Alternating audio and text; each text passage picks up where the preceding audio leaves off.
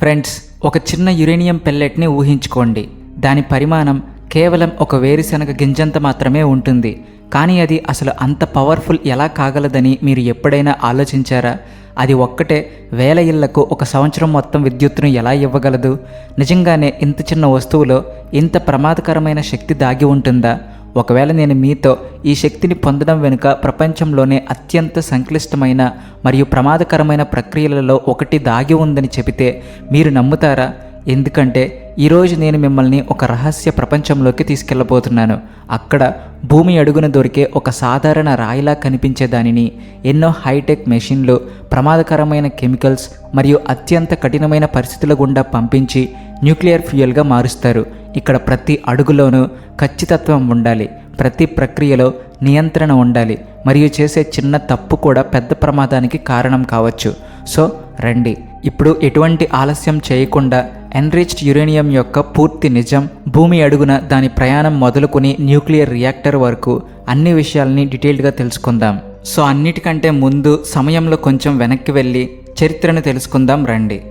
Friends, 1789 సంవత్సరంలో ఒక German శాస్త్రవేత్త మార్టిన్ హెన్రిచ్ క్లాప్రోత్ మొదటిసారిగా యురేనియంను ఒక కెమికల్ ఎలిమెంట్ రూపంలో గుర్తించారు. ఆ సమయంలో ఇది కేవలం ఒక సాధారణ లోహంలా పరిగణించబడేది. దీని లోపల ఇంత ప్రమాదకరమైన శక్తి దాగి ఉందని ఎవరికీ కనీసం అంచనా కూడా లేదు. కొన్నేళ్ల వరకు ఇది కేవలం ఒక సైంటిఫిక్ క్యూరియాసిటీగానే మిగిలిపోయింది. కానీ అసలైన మార్పు 1896లో వచ్చింది. ఫ్రెంచ్ ఫిజిసిస్ట్ హెన్రీ బెకరెల్ ఒక వింత దృగ్విషయాన్ని కనుక్కున్నారు. యురేనియం ఎటువంటి బాహ్య శక్తి అవసరం లేకుండానే తనంతట తానుగా రేడియేషన్ను విడుదల చేస్తుందని ఆయన గమనించారు. ఇక్కడి నుండే రేడియో యాక్టివిటీ ప్రపంచం మొదలైంది. దీని తర్వాత మేరీ క్యూరీ మరియు పియరీ క్యూరీ ఈ పరిశోధనను ముందుకు తీసుకెళ్లారు మరియు వారు రేడియం మరియు పొలోనియం వంటి కొత్త రేడియోధార్మిక మూలకాలను కనుగొన్నారు. సో వీటి గురించి మెల్లమెల్లగా శాస్త్రవేత్తలకు అర్థం కావడం మొదలైంది. పదార్థం లోపల శక్తి యొక్క ఒక రహస్య ప్రపంచం ఉందని, దానిని గనక నియంత్రించగలిగితే అది మొత్తం ప్రపంచాన్ని మార్చగలదని శాస్త్రవేత్తలకి స్పష్టంగా అర్థమైంది. కానీ ఈ కథలో మరో పెద్ద టర్నింగ్ పాయింట్ 1932 సంవత్సరంలో వచ్చింది. ఎందుకంటే ఈ సంవత్సరంలో జేమ్స్ చాడ్విక్ న్యూట్రాన్ను కనుగొన్నప్పుడు ఇది ఒక అటువంటి సబ్అటామిక్ పార్టికల్. దీని దగ్గర ఎటువంటి ఎలక్ట్రిక్ ఛార్జ్ లేదు, కానీ దీని శక్తి చాలా ఎక్కువగా ఉంది. మరియు ఇదే న్యూట్రాన్ ముందుకెళ్లి న్యూక్లియర్ ఫిజన్ యొక్క తాళం చెవిగా మారింది. దీని తర్వాత కొన్నేళ్లకు 1938లో జర్మన్ శాస్త్రవేత్తలు ఆటో హాన్ మరియు ఫ్రిట్జ్ స్ట్రాస్మాన్ ఒక ప్రయోగం చేశారు.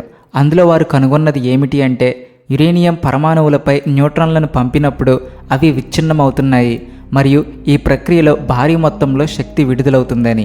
ఈ దృగ్విషయాన్ని న్యూక్లియర్ ఫిషన్ అని పిలిచారు. మరియు ఇక్కడి నుండే అణుశక్తి యొక్క అసలైన కథ మొదలైంది. సో ఇక్కడ ఒక ముఖ్యమైన విషయం అర్థం చేసుకోండి. సహజ యురేనియం అంతా ఒకేలా ఉండదు. ఇందులో 2 మెయిన్ ఐసోటోప్లు ఉంటాయి. మొదటిది యురేనియం 238, ఇది దాదాపు 99.3% ఉంటుంది. మరియు రెండోది యురేనియం 235, ఇది కేవలం 0.7% మాత్రమే ఉంటుంది. కానీ అసలు పనికొచ్చే ఐసోటోప్ యురేనియం 235, ఎందుకంటే ఇదే సులభంగా విచ్ఛిన్నం చెందుతుంది. అయితే యురేనియం 238 ఎక్కువగా స్థిరంగా ఉంటుంది. అంటే మనకు శక్తి కావాలంటే మనం యురేనియం 235 పరిమాణాన్ని పెంచాల్సి ఉంటుంది. మరియు ఈ ప్రక్రియనే యురేనియం ఎన్రిచ్మెంట్ అని అంటారు. అంటే న్యాచురల్ యురేనియంలో ఉండే యురేనియం 235% కృత్రిమంగా పెంచడం అన్నమాట. సో ఇప్పుడు రెండో ప్రపంచ యుద్ధ సమయాన్ని ఒకసారి ఊహించుకోండి. ప్రపంచం అంతా యుద్ధంలో మునిగి ఉన్న సమయం అది. కానీ అదే సమయంలో యునైటెడ్ స్టేట్స్ ఒక రహస్య ప్రాజెక్ట్ను మొదలుపెట్టింది. అదే మ్యాన్హాటన్ ప్రాజెక్ట్.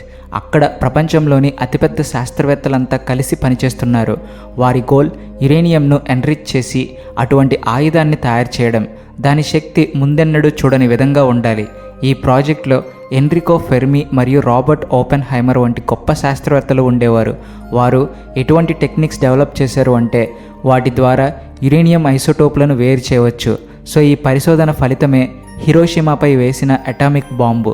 ఇది ప్రపంచాన్ని గడగడలాడించింది. కానీ దీని తర్వాత ప్రపంచం అణుశక్తిని ఒక కొత్త కోణంలో చూడడం మొదలుపెట్టింది.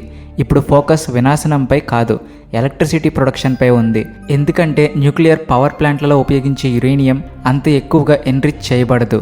దీనిని కేవలం 3% నుండి 5% వరకు మాత్రమే ఎన్రిచ్ చేస్తారు. తద్వారా ఇది నియంత్రిత పద్ధతిలో శక్తిని ఉత్పత్తి చేయగలదు. అదే ఆయుధాలకైతే 90% కంటే ఎక్కువ ఎన్రిచ్మెంట్ అవసరం. అందుకే యురేనియం ఎన్రిచ్మెంట్ అనేది నేటికి ప్రపంచంలో అత్యంత సెన్సిటివ్ మరియు వివాదాస్పద సాంకేతికతలలో ఒకటి. సో ఇప్పుడు అసలు ప్రశ్న ఏమిటి అంటే, యురేనియం అసలు ఎక్కడి నుండి వస్తుంది, దీనిని ఎలా ప్రాసెస్ చేస్తారు అనే విషయానికి వస్తే ఫ్రెండ్స్, దీని ప్రారంభం భూమి అడుగున ప్రారంభమవుతుంది. మొదట్లో యురేనియం ఒక ప్రత్యేక ఖనిజంలో లభిస్తుంది. దానిని యురేనినైట్ అంటారు. ఇది సాధారణంగా చాలా తక్కువ సాంద్రతలో లభిస్తుంది. కొన్నిసార్లు కేవలం 0.1% నుండి 2% వరకు మాత్రమే. అంటే 1 టన్ను రాయిలో కేవలం కొన్ని కిలోల యురేనియం మాత్రమే ఉంటుంది. కానీ ప్రపంచంలో కొన్ని చోట్ల ఇటువంటివి కూడా ఉన్నాయి. అక్కడ దీని పరిమాణం చాలా ఎక్కువగా ఉంటుంది. ఉదాహరణకు కెనడాలోని సస్కెట్చువాన్లో అక్కడ యురేనియం ఓర్ యొక్క ప్యూరిటీ 20% కంటే ఎక్కువగా ఉండవచ్చు. అంటే ప్రపంచ యావరేజ్ కంటే దాదాపు 100 రెట్లు ఎక్కువ. కానీ ఇక్కడ మైనింగ్ చేయడం అంత సులభం కాదు. ఎందుకంటే యురేనియం పైన నీటితో నిండిన ఒక థిక్ శాండ్స్టోన్ లేయర్ ఉంటుంది. దీనిని గనక ముందస్తు తయారీ లేకుండా తవ్వితే గని మొత్తం నీటితో నిండిపోతుంది మరియు ఇదే ఈ ప్రక్రియను మరింత ప్రమాదకరంగా మారుస్తుంది. ఈ సవాలును ఎదుర్కోవడానికి ఇంజనీర్లు ఒక అత్యంత ఫ్యాసినేటింగ్ టెక్నిక్ను ఉపయోగిస్తారు. అదే ఆర్టిఫిషియల్ గ్రౌండ్ ఫ్రీజింగ్. వినడానికి ఇది సింపుల్గా అనిపించినా నిజానికి ఇది ఒక హైటెక్ ఇంజనీరింగ్ మార్వెల్. ఈ ప్రాసెస్లో భూమి అడుగున వందలాది లోతైన రంధ్రాలు చేస్తారు మరియు వాటిలో స్పెషల్గా డిజైన్ చేసిన పైపులను వేస్తారు. ఈ పైపుల లోపల ఒక అత్యంత చల్లని లిక్విడ్ కాల్షియం క్లోరైడ్ బ్రైన్ను పంపిస్తారు. దీని టెంపరేచర్ దాదాపు -30 డిగ్రీల సెల్సియస్ ఉంటుంది. ఈ లిక్విడ్ నెమ్మదిగా చుట్టుపక్కల ఉన్న భూమిని మరియు అందులో ఉన్న నీటిని ఫ్రీజ్ చేయడం మొదలు పెడుతుంది మరియు కొద్ది సమయంలోనే ఈ ప్రాంతం మొత్తం ఒక సాలిడ్ ఐస్ వాల్గా మారిపోతుంది. అయితే ఈ మంచు కూడా ఎంత బలంగా ఉంటుందంటే ఇది నీటిని పూర్తిగా అడ్డుకుంటుంది మరియు యురేనియం ఓర్ను సురక్షితంగా ఐసోలేట్ చేస్తుంది.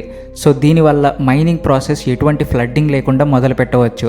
సో ఇక్కడ నుండే అసలైన ఎక్స్ట్రాక్షన్ ప్రాసెస్ మొదలవుతుంది. మొదటిగా ఒక చిన్న పైలట్ హోల్ చేస్తారు. ఇది ఇంజనీర్లకు ఖచ్చితమైన దిశను చూపిస్తుంది. తద్వారా పెద్ద పెద్ద డ్రిల్లింగ్ మెషిన్ల సహాయంతో ఆ హోల్ను వైడెన్ చేస్తారు మరియు నెమ్మదిగా యురేనియం ఓర్ వరకు చేరుకుంటారు. పవర్ఫుల్ డ్రిల్స్ రాళ్లను విరగ్గొడతాయి మరియు విరిగిన రాళ్ల కింద ఉన్న కలెక్షన్ ఛాంబర్లలో పడుతూ ఉంటాయి. కానీ ఇక్కడ ఒక ప్రత్యేకమైన విషయం ఏమిటి అంటే ఈ మొత్తం ప్రాసెస్ రిమోట్ కంట్రోల్తో ఆపరేట్ చేయబడుతుంది. అంటే వర్కర్స్ నేరుగా ఆ ప్రదేశంలో ఉండరు. దీనివల్ల వారిని రేడియేషన్ మరియు కేవిన్ వంటి ప్రమాదాల నుండి కాపాడవచ్చు. అలాగే గని లోపల ప్రతి 20 నిమిషాలకు ఫ్రెష్ ఎయిర్ను సర్క్యులేట్ చేస్తారు. తద్వారా ఎన్విరాన్మెంట్ సేఫ్గా ఉంటుంది. కానీ ఈ ఓర్ ఉపరితలం పైకి తీసుకువచ్చినప్పుడు మొదటిగా దానిని స్కాన్ చేస్తారు. తద్వారా అందులో యురేనియం పరిమాణం ఎంతుందో కన్ఫర్మ్ చేసుకోవచ్చు. హై గ్రేడ్ మైన్స్లో ఇది 15% నుండి 18% వరకు కూడా ఉండవచ్చు. ఇది చాలా ఎక్కువని పరిగణించబడుతుంది. దీని తర్వాత ఈ ఓర్ను పెద్ద క్రషర్లలో వేసి చిన్న చిన్న ముక్కలుగా విరగ్గొడతారు. తర్వాత దీనిని గ్రైండ్ చేసి ఫైన్ పౌడర్గా మారుస్తారు. ఈ పౌడర్ నీటితో కలిసి ఒక స్లరీని తయారు చేస్తుంది. ఇది చూడడానికి తడి ఇసుకలా ఉంటుంది. తర్వాత ఈ స్లరీను పైప్ లైన్లు లేదా ట్రక్కుల ద్వారా ప్రాసెసింగ్ ప్లాంట్ వరకు పంపిస్తారు. సో ఇప్పుడు నెక్స్ట్ కెమికల్ ప్రాసెసింగ్ స్టేజ్ వస్తుంది. అక్కడ అసలైన ట్రాన్స్ఫర్మేషన్ మొదలవుతుంది. ఈ స్లరీలో బలమైన యాసిడ్లను కలుపుతారు. అవి యురేనియంను డిజాల్వ్ చేస్తాయి. మిగిలిన ఇంప్యూరిటీలు కింద సెటిల్ అయిపోతాయి. దీని తర్వాత ఈ యురేనియం రిచ్ సొల్యూషన్ను వేరు చేస్తారు మరియు ఎన్నో కెమికల్ రియాక్షన్స్ ద్వారా దీనిని మరింత ప్యూర్ చేస్తారు. మెల్లమెల్లగా ఈ ప్రాసెస్ ఇంప్యూరిటీలను తొలగించి ఒక హైలీ కాన్సన్ట్రేటెడ్ యురేనియం కాంపౌండ్ను తయారు చేస్తుంది. అయితే ఇప్పుడు అన్నిటికంటే ముఖ్యమైన స్టెప్ గురించి మాట్లాడుకుందాం. అదే ఎన్రిచ్మెంట్ ప్రాసెస్. సో దీనికోసం యురేనియంను ఒక ప్రత్యేకమైన కెమికల్ ఫామ్లోకి కన్వర్ట్ చేస్తారు. దానిని యురేనియం హెక్సాఫ్లోరైడ్ గ్యాస్ అని అంటారు. ఇది ఒక అటువంటి గ్యాస్. అంటే దీనిని చాలా జాగ్రత్తగా హ్యాండిల్ చేయాలి, ఎందుకంటే ఇది హైలీ రియాక్టివ్గా ఉంటుంది. ఇప్పుడు ఈ గ్యాస్ను హై స్పీడ్ సెంట్రిఫ్యూజ్ మెషిన్లలోకి పంపిస్తారు. ఊహించుకోండి, ఒక అటువంటి మెషిన్ అది ఎంత వేగంగా తిరుగుతుందంటే దాని స్పీడ్ నిమిషానికి 1000 రివల్యూషన్లు ఉంటుంది. అయితే ఈ సెంట్రిఫ్యూజ్ల లోపల ఒక అద్భుతమైన ఫిజిక్స్ పనిచేస్తుంది. బరువైన యురేనియం 238 మాలిక్యూల్స్ బయట వైపుకు నెట్టబడతాయి. అయితే తేలికపాటి యురేనియం 235 మాలిక్యూల్స్ సెంటర్ వైపు కాన్సన్ట్రేట్ అవ్వడం మొదలవుతాయి. ఈ తేడా చాలా తక్కువగా ఉంటుంది. కానీ దీనిని పదే పదే వేలాది సెంట్రిఫ్యూజ్లలో రిపీట్ చేసినప్పుడు అప్పుడు యురేనియం 235% మెల్లగా పెరుగుతుంది. సో ఈ ప్రాసెస్ను యురేనియం ఎన్రిచ్మెంట్ అని అంటారు. అయితే యురేనియం కావలసిన లెవెల్ వరకు ఎన్రిచ్ అయినప్పుడు దీనిని పౌడర్ ఫామ్లోకి మారుస్తారు మరియు న్యూక్లియర్ ఫ్యూయల్ మ్యానుఫ్యాక్చరింగ్ ప్లాంట్కు పంపిస్తారు. ఇక్కడ ఈ పౌడర్ను ఎన్నో స్టెప్స్ గుండా పంపిస్తారు. మొదట దీనిని యురేనియం డయాక్సైడ్గా మారుస్తారు. తర్వాత హై ప్రెషర్ మెషిన్ల సహాయంతో దీనిని చిన్న సిలిండ్రికల్ పెల్లెట్లుగా ప్రెస్ చేస్తారు. ప్రతి పెల్లెట్ సైజు దాదాపు ఒక వేరుశెనగ గింజంత ఉంటుంది. కానీ దీని ఎనర్జీ కెపాసిటీ ఆశ్చర్యపరిచే విధంగా ఉంటుంది. ఒక సింగిల్ పెల్లెట్ దాదాపు 1800 పౌండ్ల బొగ్గు ఇచ్చేంత ఎనర్జీని లేదా 150 గ్యాలన్ల ఆయిల్ ఇచ్చేంత ఎనర్జీని ప్రొడ్యూస్ చేయగలదు. సో దీని తర్వాత ఈ పెల్లెట్లను హై టెంపరేచర్ ఫర్నేస్లో దాదాపు 24 గంటల పాటు హీట్ చేస్తారు. తద్వారా ఇవి మరింత సాంద్రత కలిగినవిగా మరియు బలంగా మారుతాయి. ఈ ప్రాసెస్ వల్ల పెల్లెట్ల లోపల ఉండే చిన్న చిన్న ఖాళీ ప్రదేశాలు ముగిసిపోతాయి మరియు వాటి స్ట్రక్చరల్ స్ట్రెంగ్త్ పెరుగుతుంది. తర్వాత రోబోటిక్ ఆర్మ్స్ ఈ పెల్లెట్లను జర్కోనియం మెటల్తో చేసిన పొడవైన ట్యూబ్స్లో వేస్తారు. జర్కోనియం ఒక స్పెషల్ మెటల్. ఇది కేవలం హీట్ మరియు కరోజన్ను మాత్రమే కాదు, న్యూట్రాన్లను కూడా సులభంగా పాస్ అవ్వనిస్తుంది. ఇది న్యూక్లియర్ రియాక్షన్ కోసం అత్యంత అవసరం. Next, fuel rods. ఫ్రెండ్స్, ఎన్నో ఫ్యూయల్ రాడ్లను కలిపి ఒక స్ట్రక్చర్డ్ యూనిట్గా తయారు చేస్తారు. దానిని ఫ్యూయల్ అసెంబ్లీ అని అంటారు. ఇదే అసెంబ్లీల తర్వాత న్యూక్లియర్ రియాక్టర్ లోపల ఇన్స్టాల్ చేయబడతాయి. న్యూక్లియర్ కోర్ లోపల వేలాది ఫ్యూయల్ రాడ్లు ఒక ప్రత్యేకమైన అమరికలో ఉంచబడతాయి మరియు ఇక్కడే అసలైన మ్యాజిక్ మొదలవుతుంది. రియాక్టర్ స్టార్ట్ అయినప్పుడు న్యూట్రాన్లు యురేనియం 235 పరమాణువులతో ఢీకొంటాయి. దీనివల్ల పరమాణువులు విచ్ఛిన్నమవుతాయి.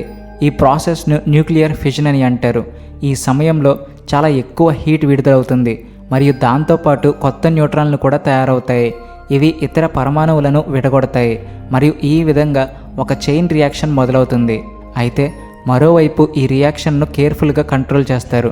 తద్వారా ఎనర్జీ స్థిరంగా ప్రొడ్యూస్ అవుతుంది. ఈ హీట్ నీటిని స్టీమ్గా మారుస్తుంది మరియు ఈ స్టీమ్ మ్యాసివ్ టర్బైన్లను తిప్పడానికి ఉపయోగపడుతుంది. ఈ టర్బైన్లు జనరేటర్లతో కనెక్ట్ అయి ఉంటాయి. అయితే ఈ టర్బైన్లు ఎప్పుడైతే తిరగడం మొదలు పెడతాయో అప్పుడు అవి కరెంట్ని ప్రొడ్యూస్ చేస్తాయి. సో ఇలా ఒక సింగిల్ న్యూక్లియర్ రియాక్టర్ లక్షలాది మందికి విద్యుత్తును జనరేట్ చేయగలదు. సో ఫ్రెండ్స్, ఈ రోజుటి నుండి మీరు ఎప్పుడైనా విద్యుత్ స్విచ్ ఆన్ చేసినప్పుడు ఒకసారి తప్పకుండా ఆలోచించండి. ఈ వెలుగు వెనుక ఎంతటి సంక్లిష్టమైన విజ్ఞానం, ఎన్ని ప్రమాదకరమైన ప్రక్రియలు మరియు ఎంత అడ్వాన్స్డ్ ఇంజనీరింగ్ పనిచేస్తుందో. యురేనియం యొక్క ఈ ప్రయాణం కేవలం ఒక కెమికల్ ప్రాసెస్ మాత్రమే కాదు, ఇది మనిషి యొక్క ఇంటెలిజెన్స్, ఇన్నోవేషన్ మరియు రిస్క్ తీసుకునే సామర్థ్యానికి అతిపెద్ద ఉదాహరణ. అలానే ఒకవేళ మీకు ఈ జర్నీ నచ్చినట్లయితే వెంటనే ఈ వీడియోని లైక్ చేసి ఛానల్ని సబ్స్క్రైబ్ చేసుకోవడం మర్చిపోవద్దు.